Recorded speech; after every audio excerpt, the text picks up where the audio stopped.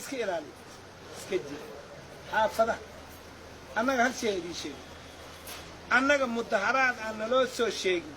oo aanana dhihin banaanbax nabadeeda jir waaba roob doonaynaaba maya wax wanaagsan aan taageerayna wax xun haddaad taageeraysa sida ood noo soo sheegin oo aad soo baxdo xabadaan dabada kaa gelinaya sharcigaana noo bannaynaya inaan ku dilin haddana mid kalena waa idiin sheega gacantiina saan dhahan dhinacaan yaa meelo badanaan u seexseexan karna haddaad wanaag samaysana wanaag baan kuu akrinayna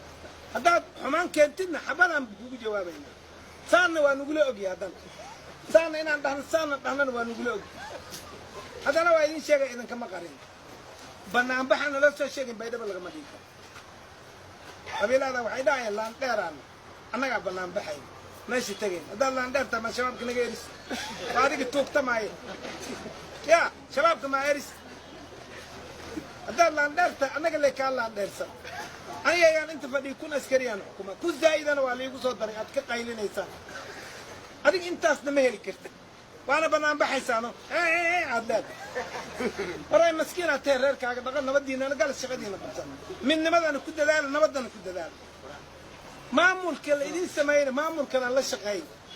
anaagaan rabaa inaan orooso soo sheeg waa dembi haddaadan soo sheegina beledkan aad ku siisid dembi waay dembiga aad qaadanaysaana idiin sheega jidka anaa martay buu qaraxaa dhacay micni kun qofaa ku dhimatay yaa dadkaan isu keenay adaa isu keentay kaab